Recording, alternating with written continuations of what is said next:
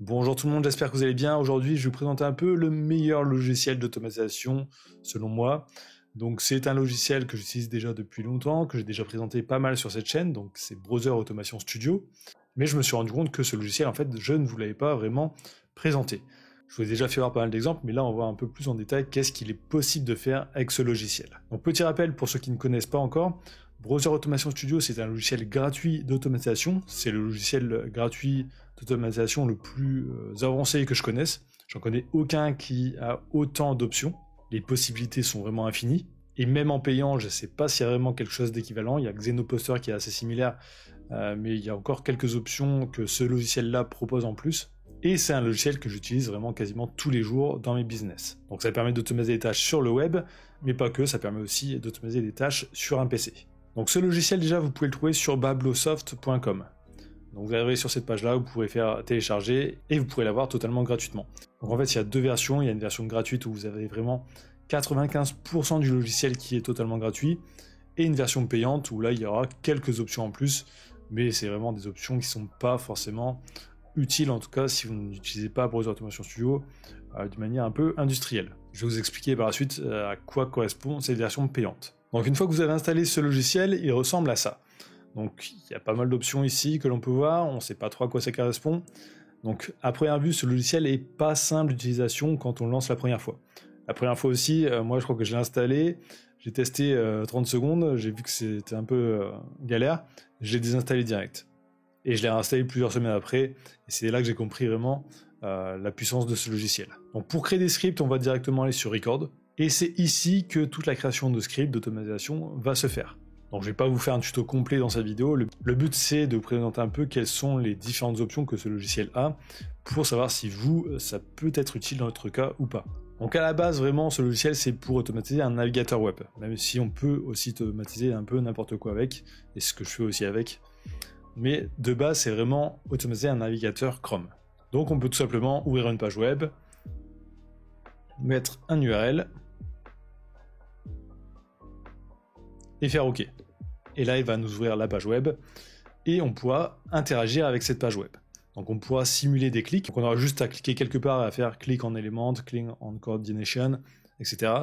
Donc le logiciel est en anglais, pas en français, mais c'est un anglais quand même assez simple. On peut lui dire de taper du texte aussi. Donc en gros, on va pouvoir faire toutes les options que l'on fait manuellement sur un navigateur web, automatiquement. Donc remplir des formulaires, cliquer sur des boutons, des liens, etc. Télécharger du contenu automatiquement. Donc par exemple, si vous voulez créer, je ne sais pas, un site e-commerce de dropshipping et le faire en masse, vraiment créer des milliers de fiches produits, c'est possible de le faire. Vous allez rentrer par exemple un fichier Excel, vous avez déjà des informations sur vos produits et ça va tout rentrer automatiquement. Ensuite, chose intéressante, c'est ici ce qui va se passer dans Script Logic. Là, on va pouvoir ajouter des conditions.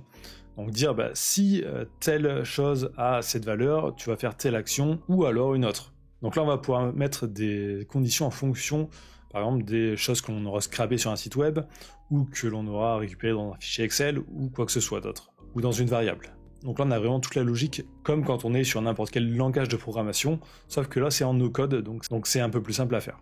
Donc oui, ce que j'ai pas dit, c'est que c'est un outil totalement no-code, même si vous pouvez ajouter aussi des lignes de code pour aller encore beaucoup plus loin. Ça justement, ça rend la chose encore beaucoup plus puissante, mais ça permet vraiment de créer des scripts d'automatisation beaucoup plus rapidement qu'en programmant. Donc en général, ceux qui font de l'automatisation aiment bien utiliser Python. Là, grâce à ça, vous pourrez vraiment créer des scripts beaucoup plus rapidement. En tout cas, quand vous maîtrisez le logiciel. Aussi, le script va pouvoir interagir avec nous. On va pouvoir lui dire, par exemple, à quelques étapes dans le script, de demander quelque chose à l'utilisateur, donc à moi. Par exemple, pour remplir un CAPTCHA manuellement, ou pour remplir une zone de texte quand je veux que ça soit fait manuellement. Donc on peut faire en sorte qu'il y ait une notification qui s'affiche, et on aurait besoin de le rentrer juste ici. Ce logiciel peut aussi remplir pas mal de CAPTCHA automatiquement, mais ça il faut les connecter à des API de CAPTCHA.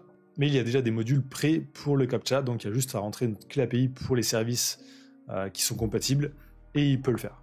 Donc là avec Hash CAPTCHA, Fun CAPTCHA, et il y en a encore d'autres. Autre chose aussi, c'est qu'on va pouvoir bloquer des connexions, par exemple.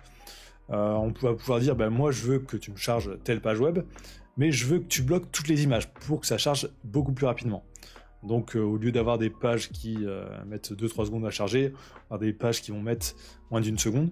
Donc ça va être beaucoup plus rapide, par exemple pour scraper du contenu en masse ou faire d'autres choses encore. Ensuite, on a aussi des modules pour arrêter le script pendant un certain nombre de secondes ou jusqu'à temps qu'il y ait un élément qui s'affiche sur notre écran. Donc on va pouvoir attendre des éléments, par exemple un chargement de page ou un cadre spécifique sur une page web. Ensuite, il y a aussi HTTP client. Alors là, ça va être aussi intéressant. Ça va vous permettre d'interagir avec des services en ligne sans le navigateur. Donc ça va être très intéressant, par exemple, pour se connecter à des API. Donc par exemple, l'API d'OpenAI, on peut se connecter directement avec et interagir. Mais il y a des millions d'API qui existent, donc on peut faire ça avec des millions d'API différentes. Pour avoir la météo, pour générer des articles en automatique, pour publier sur Twitter ou un autre service en ligne. Vraiment, il y a énormément de choses à faire grâce à HTTP client et c'est l'une des options les plus intéressantes. Et c'est en plus beaucoup plus rapide qu'avec le navigateur, quand il y a la possibilité de passer par HTTP. Autre chose aussi intéressante, c'est qu'on va pouvoir connecter des scripts Node.js. Alors ça, c'est plein de petits scripts qui ont déjà été créés par des personnes en ligne et qui vont pouvoir être connectés grâce à ça. Alors ça, c'est pas quelque chose que je maîtrise à 100%, pas du tout même, parce que là, il faudra ajouter des lignes de code pour interagir avec, mais c'est possible si vous avez des connaissances en JavaScript, vous pouvez vraiment faire pas mal de choses intéressantes grâce à ça. Ensuite, on peut interagir avec des fichiers Excel, donc lire dans des colonnes, écrire, etc. Interagir avec des fichiers sur votre PC, que ce soit fichier texte ou n'importe quel type de fichier, des fichiers images aussi. Ensuite, on a une option assez intéressante pour ceux qui veulent passer un peu incognito et spammer des sites ou ce genre de choses, c'est le fingerprint. Donc en fait, on va pouvoir demander une identité unique à notre navigateur, par exemple. Là, au lieu de dire à chaque fois, mon navigateur fait telle taille et il a telle version, on peut lui dire, moi je veux un navigateur de téléphone mobile qui a cette dimension, qui est dans tel pays, en telle langue, etc. Pour avoir vraiment des navigateurs en fait totalement uniques à chaque fois. Et en plus, on peut ajouter des proxys pour avoir une IP différente. Donc ça permet vraiment de passer incognito sur la plupart des sites web. On va pouvoir travailler avec des images aussi, recevoir des emails aussi directement, donc se connecter à une boîte mail et récupérer des emails, donc par exemple pour créer des comptes en masse sur un site web. On va pouvoir travailler avec les points JSON, avec des listes, aussi recevoir des SMS, donc là ça fonctionne avec des API de numéro de téléphone, donc on va pouvoir se connecter à des API grâce à ce module. Donc, par exemple ici on fait get phone number, on choisit le site web qui nous intéresse, donc là il en propose quelques-uns qui sont déjà intégrés au logiciel. Donc on a juste à aller créer avant un compte sur ces sites web et à récupérer notre clé API pour ensuite recevoir les SMS directement dans le logiciel. Donc pour valider des comptes, c'est plutôt pas mal. Ensuite, chose hyper intéressante, c'est le Process Manager. Là, on va pouvoir connecter un peu n'importe quel logiciel sur notre PC en ligne de commande. Donc en gros, c'est comme si vous aviez l'invite de commande ici sur votre PC et que vous pouviez en fait directement interagir avec depuis le logiciel. Donc ça va vous permettre d'interagir avec des logiciels qui sont en ligne de commande. Donc ça peut être par exemple des logiciels de montage vidéo, donc vous allez pouvoir créer des vidéos en automatique grâce à ça, faire de la conversion de fichiers, enfin vraiment les choses sont totalement illimitées à ce niveau-là. Donc ça c'est l'une des options les plus intéressantes aussi. Ensuite il y a Work with Profile, alors là c'est ultra intéressant aussi. Comme on a vu précédemment, on peut avoir des identités un peu différentes à chaque fois, mais on peut aussi sauvegarder ces identités. Parce que de base quand on clique sur Play, ça va créer un nouveau profil et à chaque fois il sera vierge, donc il n'y aura pas d'historique de navigation, il n'y aura pas toutes ces choses, pas de cookies, rien du tout, tout sera vierge. Alors que là, avec ça, on va pouvoir garder les cookies, on va pouvoir les réutiliser plus tard, donc ça c'est assez utile. Ensuite il y a aussi des modules pour Telegram, pour leur envoyer un email, pour interagir avec l'utilisateur, vraiment il y a pas mal de choses. Encore là je vous fais pas tout voir, je vous montre juste quelques trucs.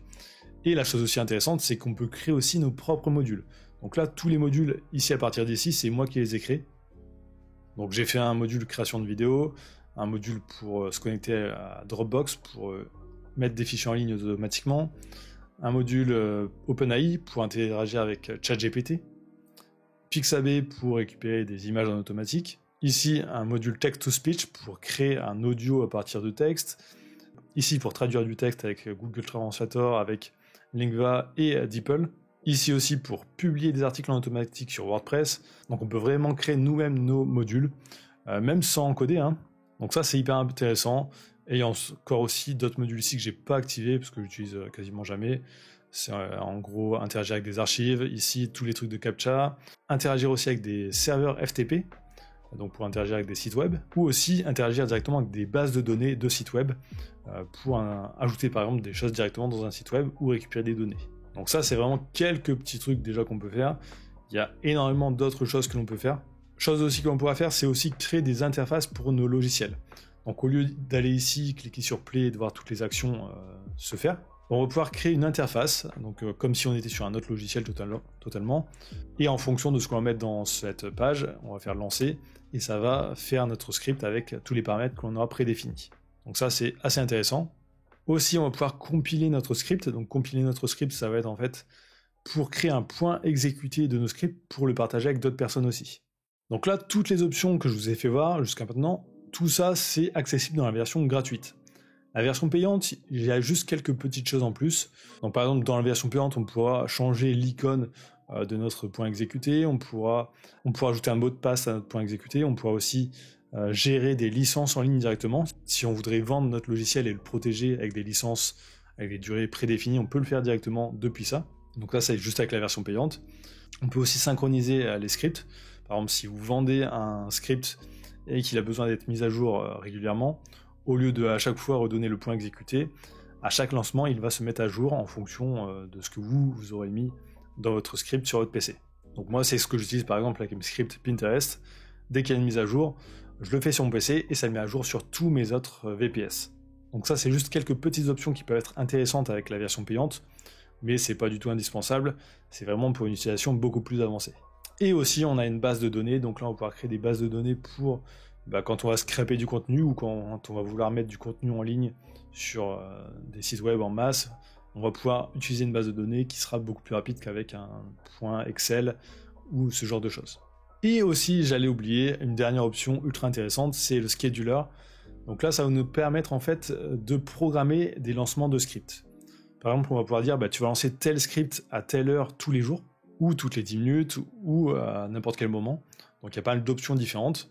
Donc on va pouvoir dire, par exemple, si on a 10 scripts différents, qu'on veut les lancer à des moments différents de la journée, de la semaine ou du mois, on va pouvoir le faire pour que ça tourne totalement en automatique. Donc ça, c'est assez intéressant aussi. Et chose aussi que l'on peut faire, c'est lancer des dizaines de navigateurs en même temps, si votre PC est assez puissant, bien sûr. Par exemple, si on veut créer des fiches produits sur un site web ou sur un site e-commerce, au lieu de faire ça un par un, donc par exemple, lancer le navigateur, cliquer sur tel bouton, etc., on va pouvoir lancer par exemple 10 comptes en même temps, et ça va lancer l'automatisation 10 fois en même temps. Donc ça va nous permettre de gagner énormément de temps. Donc ça, c'est ultra intéressant aussi. Donc voilà, j'espère que déjà cette vidéo vous aura montré un peu qu'est-ce qu'il est possible de faire, enfin que vous aurez compris un peu les possibilités de ce logiciel. Si vous voulez en savoir plus sur ce logiciel et apprendre à vous en servir, j'ai créé aussi une formation dessus, où là j'entre vraiment beaucoup plus en détail, je vous montre vraiment toutes les options, il y a des exercices que j'ai mis en place, il y a pas mal de démonstrations de scripts que moi j'ai créés et que vous pouvez récupérer directement. Vous pouvez aussi récupérer mes modules par exemple pour faire du text-to-speech, pour interagir avec ChatGPT directement. Tout ça, je donne aussi dans la formation en bonus. Donc ce logiciel est gratuit, oui, mais il n'est pas forcément très simple à utiliser. Ça peut prendre vraiment pas mal de temps à vraiment le maîtriser. Moi, ça m'a pris pas mal de temps à le maîtriser. Donc si vous voulez prendre vraiment un raccourci et apprendre beaucoup plus rapidement à vous en servir, je vous invite fortement à aller voir ma formation. Si vous ne voulez pas galérer pendant plusieurs semaines, voire plusieurs mois, pour apprendre à vous en servir, ça peut être un énorme raccourci. Et ça peut vraiment vous aider dans vos business. Donc le lien est juste dans la description de cette vidéo. Donc si vous avez regardé cette vidéo jusqu'ici, tapez automatisation dans les commentaires, ça me permet de voir si les gens regardent bien jusqu'au bout les vidéos, et ça m'aide aussi énormément pour le référencement. Et dites-moi aussi si vous voudrez plus de vidéos sur ce logiciel. Donc merci d'avoir regardé, n'oubliez pas de liker, commenter, de vous abonner, et je vous dis à très bientôt.